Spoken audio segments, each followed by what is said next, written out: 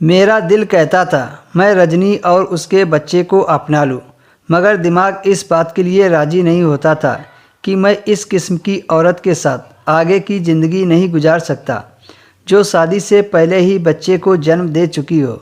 मैं शाम को जब घर लौटा तो रजनी ने रो रो कर बुरा हाल कर रखा था। वो बोली, राजा बहुत बीमार है। मैं उन दोनों को डॉक्टर के पास लेकर गया था।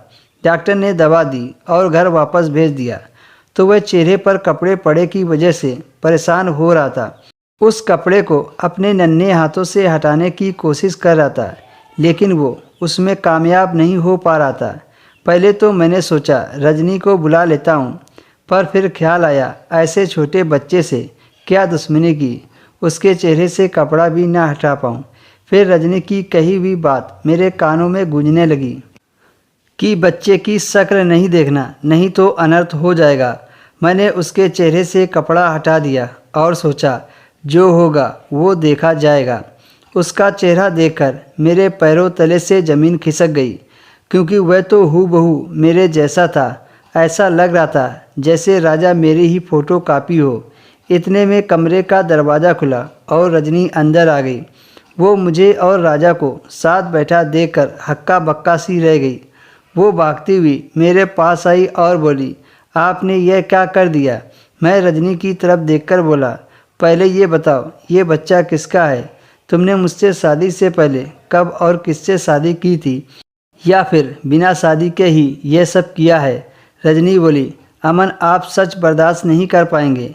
मैं गुस्से से बोला, जब मैं शादी की पहली रात को जन्म देने वाले बच्चे को बर्दाश्त कर सकता हूँ, तो मैं कुछ भी बर्दाश्त कर सकता हूँ। रजनी गहरी सोच में पड़ गई।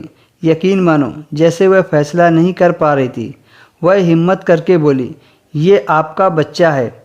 मैं हंस पड़ा और बोला, रजनी मुझे पता है तुम जैसी औरतें इसी तरह से जवाब देकर बातों को दूसरे पे थोपना चाहती हैं, लेकिन अब मैं कोई भी बकवास नहीं सुनूंगा। मैं अब सब कुछ सच सच जानना चाहता हूँ। और हाँ, अगर तुमने मुझसे झूठ बोला तो मैं तुम्हें तलाक दे दूँगा। रजनी रोने लगी और बोली, अमन मुझ पर यकीन करो, ये सच में आप ही का बच्चा है। रजनी तुम जीते जागते इंसान पर झूठा इल्ज़ाम कैसे लगा सकती हो? रजनी रोते हुए कहने लगी, अमन मैं आपसे झूठ नहीं बोल रही हूँ। मेरा दिमाग घूमने लगा और मैं कमरे से निकलकर बाहर आ गया। मैं सोचने लगा कि इतनी प्यारी और मासूम सी दिखने वाली लड़की कितनी चालाक निकली। मैं तो यहाँ तक सोचने लगा था कि अब मुझे रजनी को तलाक दे देना चाहिए, क्योंकि झूठे इंसान पर जरा सा भी भरोसा नहीं किया जा सकता। पर एक तरफ से ये भी सोच रहा था कि आखिर राजा की शक्ल मेरे से क्यों मिलती है। मैं अपनी सारी लड़कियों को याद करने लगा। कॉलेज के ज़माने में मेरी कई लड़कियों के साथ दोस्ती रह चुकी थी, पर वो सिर्फ अच्छे दोस्त थे और कुछ नहीं। अब तो मैंने 5-6 सालों से मैंने किसी भी लड़की से बात नहीं की थी। फिर भी ये सब कैसे हुआ? ये भी तो हो सकता है रजनी सच कह रही हो।